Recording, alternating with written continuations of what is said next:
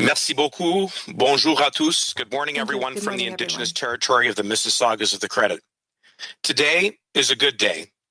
Today brings with it a sense of hope, optimism, and a sigh of relief for those first Afghan refugees that touched down last night and got up this morning to begin a new life here in their new home in Canada. With the arrival of last night's first flight, we saw the early and concrete results of a special immigration program I announced just a little over 10 days ago, alongside Ministers Garneau and Sajjan. The purpose of this program is clear: to protect and resettle those Afghans who were integral to Canada's military and diplomatic missions in Afghanistan. The operationalization of this program, however, is complex, dynamic, and sensitive in the extreme. Life hangs in the balance every moment of every day, and that's why our government is doing everything in its power to see this operation carried out as quickly and as safely as possible.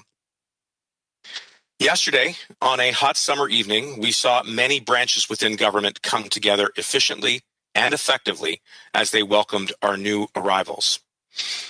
I was overcome with pride in our armed forces as the large air carrier pulled into the gate with its crew and passengers. The logistics and the length of the flight were extraordinarily challenging, and they performed exceptionally. I was equally impressed with how quickly our immigration and public health officials mobilized to get them landed and screened. And I also want to thank the Greater Toronto Airport Authority for their professionalism and support. Along with Minister Mariam Monsef, a refugee from Afghanistan herself, we did our best to convey the overwhelming support and gratitude that Canadians feel to the first group of newcomers to be welcomed under our special immigration program for Afghans. Every single life that came down that ramp is now better for it. Little infants and girls who no longer have to live the nightmare of being under the thumb of the Taliban. An expectant mother who will deliver her child in a safe Canadian hospital, and whose child will grow up to enjoy the freedoms we can sometimes take for granted. The first group are now beginning their new life in Canada, and we welcome them with open arms. These passengers and any future travelers have all met the eligibility requirements. They have taken a PCR test to departure, have been security cleared prior to their arrival, and will observe all of the same health measures required for all other travelers arriving by air in Canada. Applicants must also meet all of the usual admissibility requirements. To protect their privacy and safety, we will not disclose the names of these individuals or where they are being resettled. Ce n'est que le premier vol. D'autres vols arriveront dans les jours et semaines à venir. In the days and weeks to come. And I want to be very clear. This is only the beginning, and there are many challenging days ahead of us. We are seized with the urgency of the situation in Afghanistan, and we continue to work around the clock here and overseas to help Afghans who have put themselves at great risk to help Canada. Des équipes opérationnelles sont sur le terrain en Afghanistan pour apporter leur soutien et nous avons de personnel pour aider les clients à surmonter les barrières linguistiques qui pourraient survenir lorsqu'ils présentent leurs demandes ainsi que les documents requis. Our focus is on supporting those who have had a significant and enduring relationship with the Government of Canada in Afghanistan and their families. And to recap, those eligible for this program include, but are not limited to, interpreters who worked with the Canadian Forces during the military mission, locally engaged staff currently or previously employed at the Canadian Embassy, as well as their families. We're moving this process efficiently to get them to safety as quickly as possible. I want to emphasize again that operational security and the safety of the Afghans and all Canadian staff are our paramount concern. Over the course of this operation, we will not be able to share the details of our work on the ground, lest it give any advantage to those who would hurt the people we are seeking to help. We will rely heavily on the guidance of our armed forces in this, and we will share what we can when it's safe to do so. Comme vous pouvez le comprendre, la situation sécuritaire sur le terrain est très instable. Donc, nous ne pouvons pas parler de l'arrivée des vols, du nombre d'Afghans arrivés au Canada. Je sais qu'il y a beaucoup d'intérêt concernant les étapes à venir pour les réfugiés qui sont arrivés, les personnes qui les hébergent et leur destination. The individuals are arriving under the government-assisted refugees program, and they will be fully supported by the Government of Canada for 1 year, including income supports. Service provider organizations across Canada have been preparing to welcome them. Every year, these frontline organizations help thousands of refugees begin the journey to successful integration, and we know that these arrivals will be no different. Ces organismes aideront ces personnes réfugiées à trouver un logement permanent, leur fourniront des informations sur la vie au Canada et les mettront en contact avec des services d'établissement comme la formation linguistique. They're being matched with communities where there are already settlement supports in place, with consideration given to whether they have family members in Canada, as well as the availability of schooling, housing, employment, and language training. I want to recognize the significant contributions of these brave Afghans who have provided support to the Government of Canada, and I know they will continue to make great contributions to our country. I would like to thank again my colleagues, Ministers Sajan, Garneau, and all of the staff at Global Affairs Canada, the Department of National Defence, the Public Health Agency of Canada, Immigration, Refugees, and Citizenship Canada, the Canada Border Services Agency, and the Canadian Armed Forces members who are continuing to work tirelessly to make this operation a success. I'd also like to thank the many members of Parliament that we've heard from in recent weeks, as well as the many advocacy groups, both Afghan advocacy groups as well as the veteran advocacy groups, who have helped support this operation to assemble the list of those who have supported us in Afghanistan. Thank you. You've made the challenges of working from decade-old files a little easier to navigate. The outpouring of support, particularly from our veteran community, has been truly remarkable. But we know there is still much more work to be done.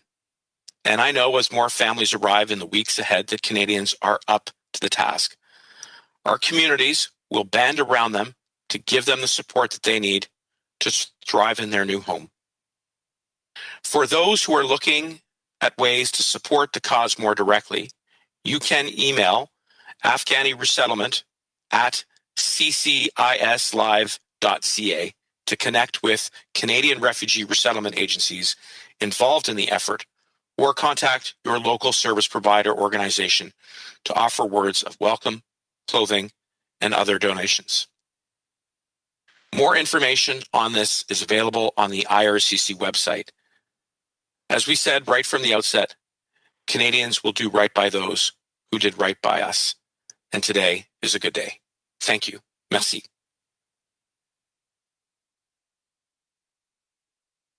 Thank you, Minister. Merci, Monsieur le Ministre. En passant maintenant à la conférence de presse, we will now move to the press conference portion of the event. As always, there will be one question, one follow-up. Comme toujours, une question, une suivi. And as everyone is on the line, comme tout le monde est en ligne, we will now go to the line. Operator. Thank you. Merci. Please press star 1 at this time if you have a question. S'il vous plaît, appuyez sur étoile 1 maintenant pour poser une question. There will be a brief pause while the participant register for questions. Il y aura un court délai vous permettant de vous enregistrer dans la file d'attente pour la période de questions. Thank you for your patience. Merci de patienter. The first question, la première question de Glenn McGregor, CTV National News. Please go ahead. Your line is open. Votre ligne est ouverte. Good morning, Minister. As you know, there is a group of Canadian veterans who had served in Afghanistan who are actively helping the interpreters and other people who supported them when they were in country. Their understanding is that none of those people got out on the flight last night, and that it was mostly or possibly all people who were affiliated with the embassy in some way. And even then, were on a plane that was half empty. I wonder if you could explain why those people were the priority when there will be others around the country who are in greater jeopardy than people who are working out of Kabul. Well, the first thing I would like to reiterate is that for reasons that are entirely attributable to operational safety and security, we will not be commenting on the precise number of individuals that arrived under which of the eligible pathways under the special immigration program they fall into.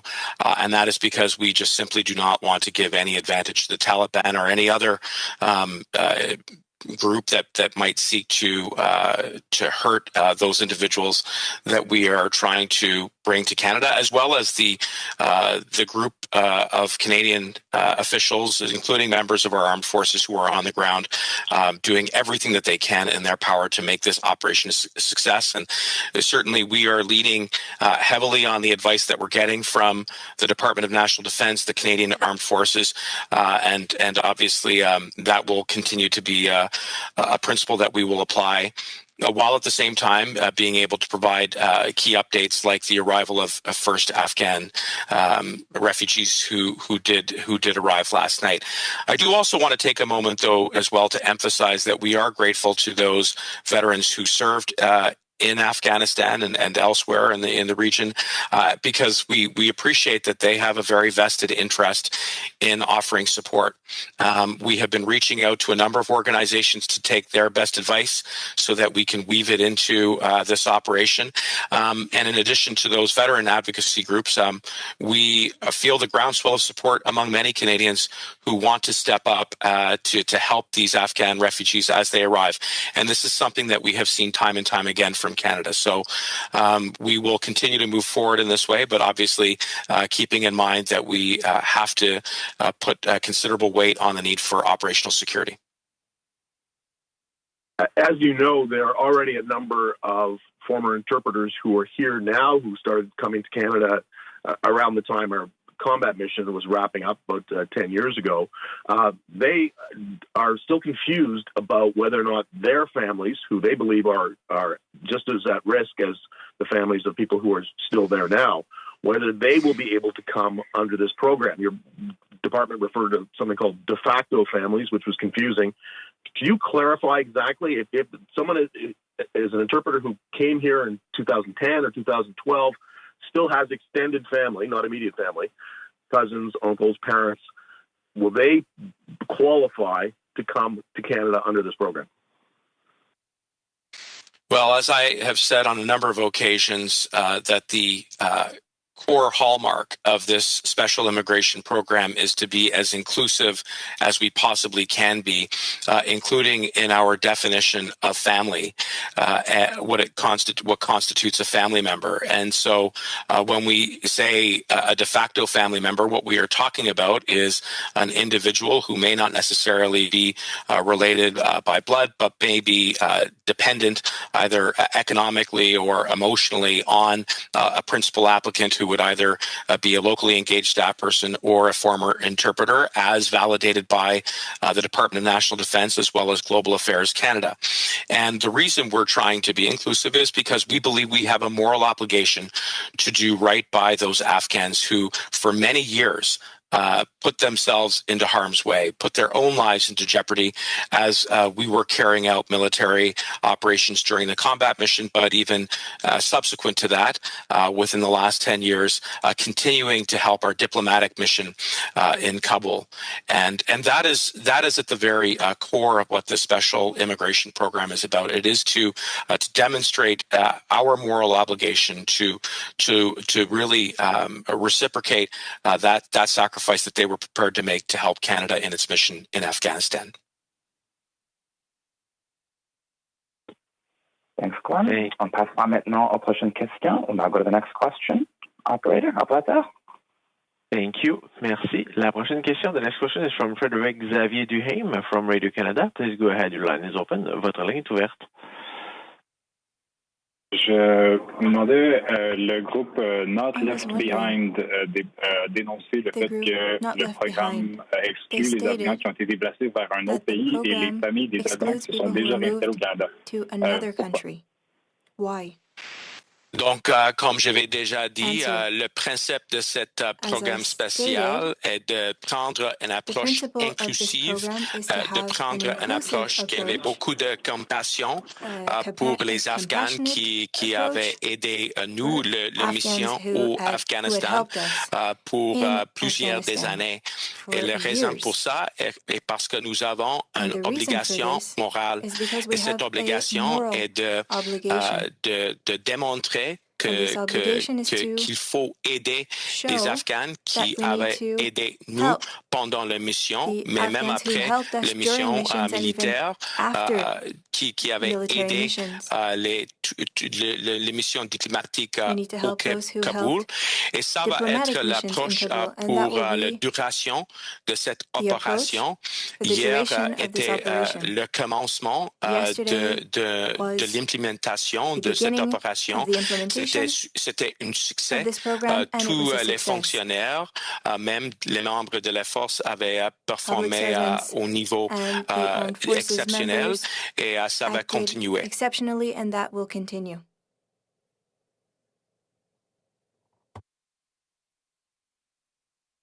Julie? Follow-up question? Vous dites que vous ne pouvez pas commenter sur des nombres précis par vol ou par catégorie, mais est-ce que vous pouvez indiquer environ au cours du programme au complet, on attend combien de réfugiés afghans supplémentaires? Pour les raisons en sécuritaire, non, je ne peux pas donner des nombres, des chiffres des Afghans qui avaient arrivé hier soir et même à l'avenir. Il faut que nous regarderons le sensible et pour les raisons sécuritaires opérationnelles, tous les vies des Afghans et même toute l'équipe Canada qui continuait avec l'implémentation de cette opération. Mais comme j'avais dit, quand j'avais annoncé cette opération avec les ministres Sejan et Garneau, nous expecterons que nous pouvons accueillir des milliers de personnes sous ce programme spécial.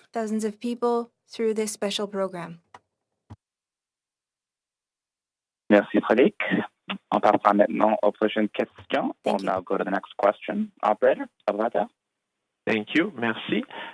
La prochaine question, the next question is from Ashley Burke, CBC News. Please go ahead. Your line is open. Votre ligne est ouverte. Good morning. Thank you for taking my question. Minister Mendicino, advocates say that this program is not as inclusive and as flexible as you're saying it is. There are Afghan interpreters in Canada or in third countries like Pakistan who are excluded from your government's new resettlement program. They say their families still in Afghanistan are in danger, and some of them are now booking tickets and planning to return to Afghanistan, and they say put themselves in danger. Also, their families will qualify for your program. Will you commit to expanding this program to include applicants outside of Afghanistan so they don't have to put themselves in harm's way?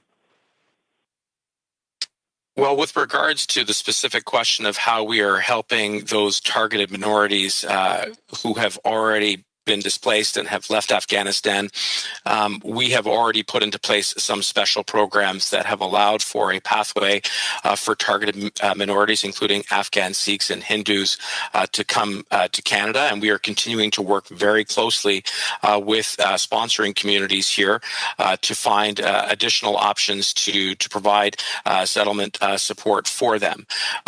I would also emphasize that the approach to this program will see literally thousands of Afghans welcomed under it. And we have made it a point of taking a very flexible and broad approach with regards to the definition of family members, for example, as I explained earlier, to really live up to and adhere to taking an inclusive approach, which is one of the hallmarks of the special immigration program. But I also just want to really underline that these are extraordinarily challenging circumstances. We recognize that the situation in Afghanistan is deteriorating. that we are operating under tighter timelines and under more dangerous conditions. We see that the coalition is withdrawing, and there is the reduced capacity when the combat mission and files that are a decade old. But despite all of that, I'm encouraged. I'm encouraged because what I saw yesterday was really a flawless execution by a number of different branches, from our armed forces members to global affairs, my department at IRCC, and many others come together to see those first Afghan refugees arrive in Canada.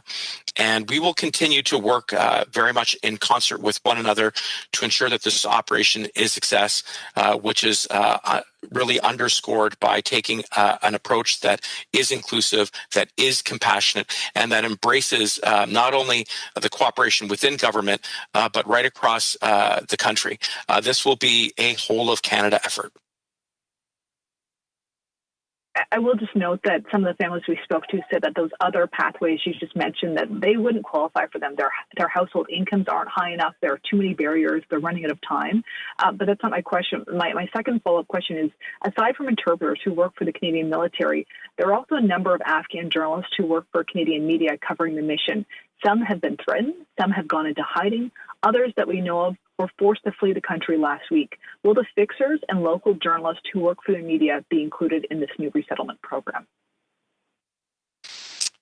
Well, very recently, we just announced a new pathway for human rights defenders who include among the categories journalists who are serving a critically important function by reporting on the events on the ground as they unfold in real time, knowing full well that they too are going to be targeted and have been targeted by the Taliban. And so that pathway is something that we are also exploring as a potential option to provide relief. We recognize that the situation is very dynamic, that it is deteriorating, and that there are time constraints, which is why it is so important that we continue to be very focused in this work, which means leveraging the professionalism and the expertise of our armed forces, the best advice that we're getting from our diplomats on the ground within global affairs, my department, and we have sent some additional resources to the region to support those Afghans who qualify under this program and others who are seeking a pathway to protection. All of these branches are coming together, are performing exceptionally well under incredibly difficult and challenging circumstances. And yesterday was the early and concrete evidence that this operation is delivering early and concrete results. We know that we still have a lot more work ahead of us, but I know that everybody within government, as well as Canadians themselves, are up to the task. Thanks, Ashley. En procédant à notre prochaine question, we'll now go to our next question. Operator? Thank you. Merci. Once again, please press star 1 if you have a question. De nouveau, n'hésitez pas à appuyer sur étoile 1 pour toute question. La prochaine question, the next question is from Nicholas Kuhn from Toronto Star. Please go ahead. Your line is open. Votre ligne est ouverte. Good morning, Minister. Thanks for taking my question. So can you tell us how many Afghan actually arrived yesterday, and can you give us an update as to how many requests the department actually has received since you launched the program? Well, thanks very much for the question, Nicholas, and I appreciate the desire to have precise numbers and to know at every stage in the operation how it's unfolding. I will simply stress again that because we are predominantly concerned with operational security as well as protecting the lives of those Afghans that we are resettling, as well as all of the members of our public service who are performing so admirably under difficult circumstances, we won't be getting into precise numbers. We won't be able to share the details of the next stages of this operation.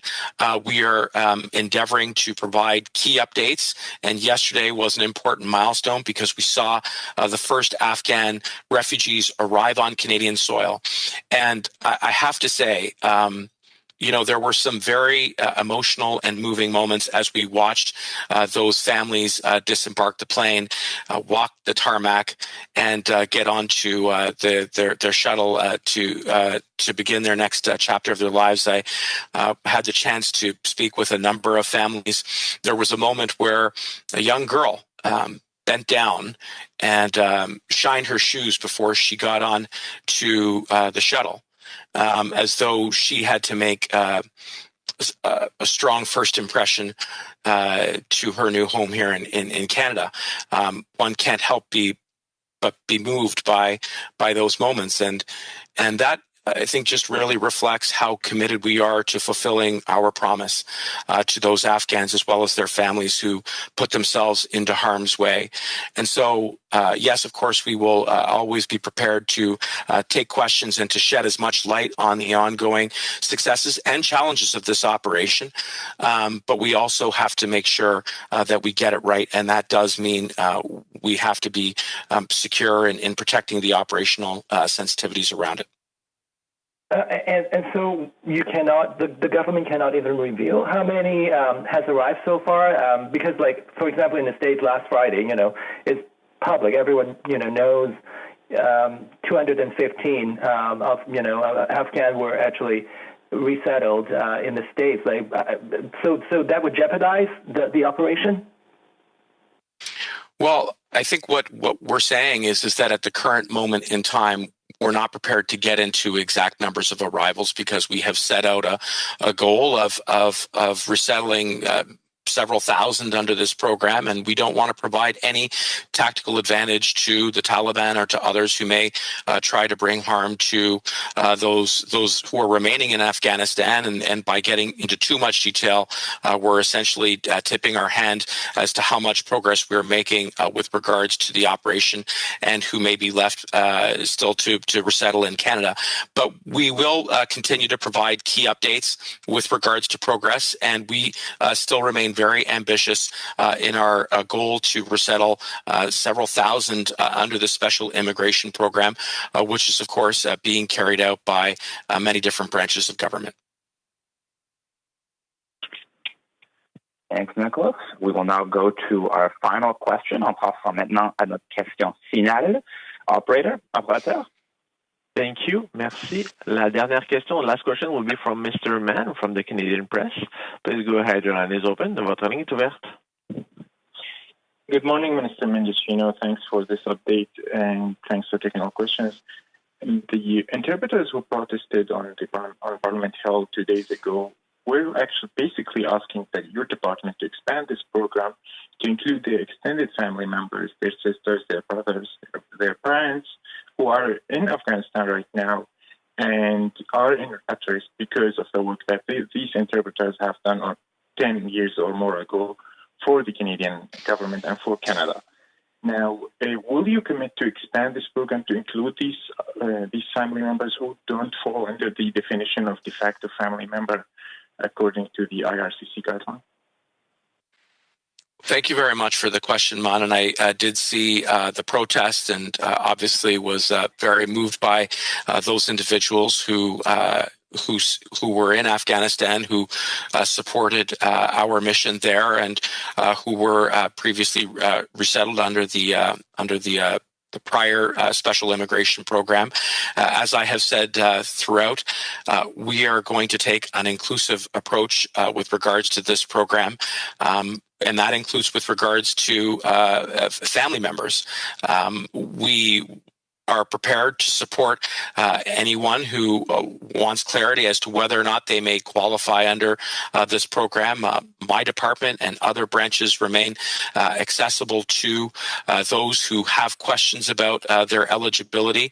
But throughout, the principle that we are applying to the special immigration program is that we are trying to put broad parameters around it so that we can help to resettle as many Afghans as we can who fall under those three primary categories that I have outlined the locally engaged staff who are assisting or who previously assisted our Canadian diplomatic mission, those interpreters, but not just interpreters, others who provided other crucial support that was integral to our military mission, as well as their families. And in each and every one of these categories, we are leaning on the advice that we are getting from the Department of National Defence, as well as Global Affairs Canada, who are best situated to validate those individuals as they come forward. And yesterday, what we saw is the materialization of that effort, seeing those first Afghan refugees come and arrive on a large air carrier. Really indescribable to see that plane pull up, because it's not just a plane. It's really a bridge of protection for those Afghans that arrived yesterday, as well as those that will continue to arrive under this special immigration program. Thanks, Minister. 10 days ago, when you announced this program, you said that you were expecting to resettle you said thousands of Afghan interpreters and their families and other staff members. Can you be more specific on how many thousands are we talking about? Is it like a couple thousand, few thousand, tens of thousands? And can you give us some clarity on the timeline, how long this program, the execution of this program will take? Well, I think right now we are on safe ground in saying that the program will hopefully resettle several thousand Afghans who qualify under one of those three pathways that I have mentioned. And with regards to the timeline, Mon, as I have said throughout, and supported by my colleagues, Ministers Garneau and Sajan and others, we want to get this operation done as quickly as possible. We know that the situation in Afghanistan is deteriorating by the hour. And those reports that we continue to get are extremely concerning, which is why we owe such a tremendous debt of gratitude to the members of our armed forces who are performing exceptionally well under extraordinarily difficult circumstances. I had the chance to thank some of them personally yesterday as the plane arrived, along with my colleague, Minister Monsef, who herself is an Afghan refugee. And you know, I mean, as I shared a little bit earlier, there were more than a few very emotional moments. And so this isn't just going to be a whole of government operation. This is going to take all Canadians. And what we have seen time and time again is that when the world calls on Canada to step up and to provide a safe harbor for the world's most vulnerable, we answer that call.